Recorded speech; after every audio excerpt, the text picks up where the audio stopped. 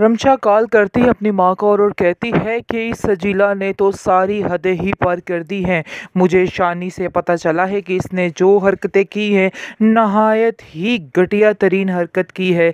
हम जानते थे कि ये लड़की बहुत ही लालची है, लेकिन इसका लालच इस कदर बढ़ जाएगा ये हमें पता नहीं था। इस पर उसकी माँ कहती है कि लेकिन मुझे इस बात की खुशी है कि शानी की आंखें खुल गई हैं और शानी को समझ आ गई है कि सजीला उसके लिए बेहतर नहीं है।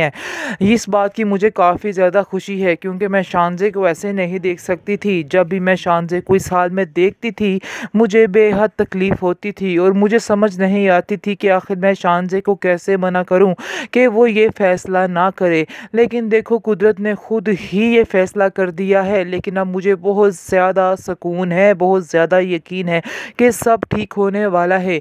जिसको सुनकर वो कहती है, हाँ, अब हमारा फ़र्ज़ बनता है कि हम शानजे को समझाएं और शानजे को कहें कि हम सबको वो दिल से माफ़ कर दे। उसके लिए हमारे लिए हमें माफ़ करना तो बेहद मुश्किल है, लेकिन फिर भी उसको हिम्मत करनी होगी और हम सब लोगों को माफ़ करना होगा, क्योंकि हमारी बहन ही थी गुनहगार जिसने ये सब कुछ किया और उसकी ज़िंदगी तबाह की है।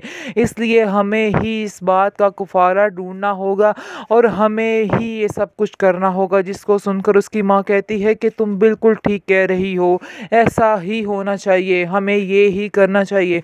हमें शानजे को कॉल करनी चाहिए और उससे माफ़ी मांगनी चाहिए। इसलिए आप देखेंगे कि वो कॉल करती है शानी की माँ को पहले और कहती है कि हमारी शानजे से बात करवा दे, बल्कि हम तो मिलकर उससे माफ़ी मांगना चाहते थे। जिस पर आप देखेंगे कि उसकी माँ कहती है कि वो तो यहाँ से जा चुकी, क्योंकि हमने तो सब बहुत समझाने की कोशिश की लेकिन वो नहीं समझी है, क्योंकि तुम्हारी बेटी ने उसका जीना यहाँ पे महाल कर रखा था और वो तंग आके कोई और फैसला ना कर सकी तो उसने ये फैसला कर डाला। बल्कि तुम्हारी ही बेटी की ये डिमांड थी।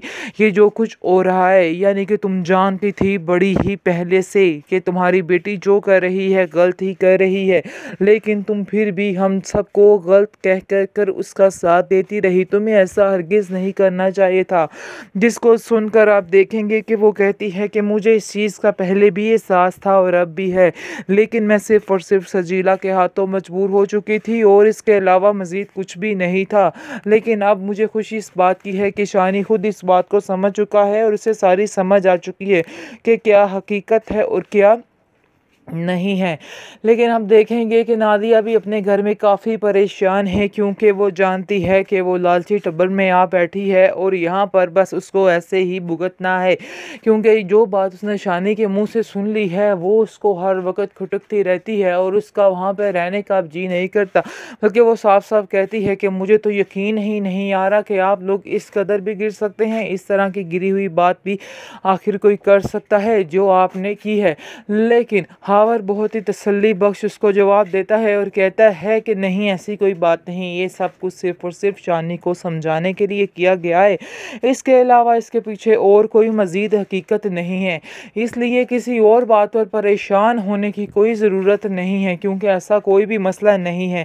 ये सिर्फ और सिर्फ शानी के लिए किया था ताकि अपना वो फैसला बदल डाले। लेकिन नादिया इस दफ़ा डर चुकी है और कहती है कि नहीं, ये बात जो हुई है ये 100% गलत की है।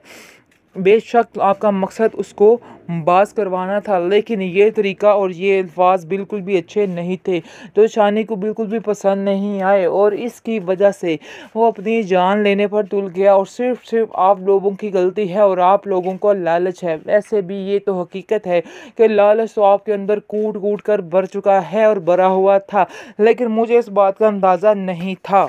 सीन आपको दिखाया जा रहा है कि एंड वाली किस्त तक इतना डीठ शानी दिखाया जा रहा है कि उसकी आदत बदलने का नाम ही नहीं ले रही, यानी कि खुदगर्जी की इंतहा कर चुका है वो इंसान और इसको बिल्कुल भी समझ नहीं है कि वो क्या कर रहा है। अभी भी वो ऐसे ही हवाओं में उड़ रहा है कि जैसे वही ठीक और बाकी सारी दुनिया गलत है। और रोना तो ऐसे डा रहा था सेकंड लास्ट एपिसोड में कि पता नहीं इस बेचारे के साथ क्या हो गया, क्या क्या हो रहा है इसके साथ, और सब ने इसके साथ बहुत फरेब किया। दिया। जहाँ तक रही बात पैसे की और लालच की, इसकी माँ ने भी इसके लिए ही लालच किया था ताकि मेरे बेटे की ज़िंदगी संवर जाए। और माएँ क्या सोचती हैं, लेकिन ये है कि अपनी माँ को भी नहीं छोड़ा और अपनी माँ को भी ब्लेम करता जा रहा है। आखिर इसने सर पे गोली रख के ये बात तो अपनी माँ से मनवा ही ली है, लेकिन इसने बहुत ही बड़ी गलती कर दी है। लेकिन उम्मीद है कि इस आखिरी एपिसोड में इसकी अकल ठिकाने आ जाएगी और इसको समझ आ जाएगी कि जो कुछ कर रहा है बिल्कुल गलत कर रहा है और इसके पीछे कुछ भी नहीं है। यानी कि जैसे ही इसको पता चलेगा कि शान से जाना चाहती है मुल्क से बाहर, इन लोगों से बहुत दूर। जी नाजरीन, मैंने अगली अपनी एक और वीडियो में बताया था कि जुदाई फिल्म वाले सीन बनाने की कोशिश की जा रही है, लेकिन होता कुछ इस तरह से ही है और ये इंसान भी ऐसे ही करेगा। जैसा कि आप जानते हैं कि वो सजीला के पास आती है और इससे दरख्वास्त करती है कि मेरी बहन मेरा एक काम कर दो कि मुझे शानी से दूर मत करो, क्योंकि अगर मुझे शानी से दूर कर दिया गया, दूर तो मैं होने ही वाली हूँ, लेकिन मैं चाहती हूँ कि उसका नाम मेरे नाम के साथ जुड़ा रहे, क्योंकि अगर उसका नाम मुझसे दूर हो गया तो शायद मैं जी नहीं पाऊँगी। लेकिन अभी मुझे इस बात का आसरा है कि शानी का नाम मेरे नाम से जुड़ा हुआ है, तो मुझे बड़ी तसल्ली है। तुम्हारी मेहरबानी है कि तुम अपने दिल से ये ख्याल बिल्कुल निकाल दो कि मैं तुम्हारी ज़िंदगी में कभी इंटरफेयर करूँगी जिसने आपको सब कुछ अपना दे दिया हो। आखिर वो कैसे आपके बारे में बुरा सोच सकता है। यहाँ पर बात होती है सजीला की कि सजीला भी एकदम से दचका खा जाती है कि आखिर वाकई में कोई इंसान ऐसा हो सकता है कि इतनी सारी कुर्बानियाँ दे दे। इतनी सारी कुर्बानियाँ देने के बावजूद वो और मज़ीद इतना अच्छा कैसे हो सकता है। और ये बात अब समझ आने वाली है शानी को, क्योंकि शानी जो समझ रहा था कल तक कि बहुत ही शान से खुद गर्ज है, लेकिन अब उसको इस चीज़ का अंदाज़ा होने वाला है और अब वो कह भी देगा शानज़े को, क्योंकि जैसे ही ये खबर शानी तक पहुंचेगी तो वो शानी से कह देगा शानज़े से कि मैं तुम्हें यहाँ से नहीं जाने दूंगा। ऐसा सवाल ही पैदा नहीं होता। तुमने आखिर इतनी कुर्बानियाँ मेरे लिए दी हैं, तो मैं तुम्हारे लिए इतना नहीं कर सकता हूँ। मैं आज तुमसे दिल से मोहब्बत करता हूँ और करता रहूँगा, और अगर तुम्हारे दिल में कोई वहमो गुमान है तो उसको बिल्कुल निकाल दो, क्योंकि मैं वाकई में तुमसे बेहद प्यार करता हूँ।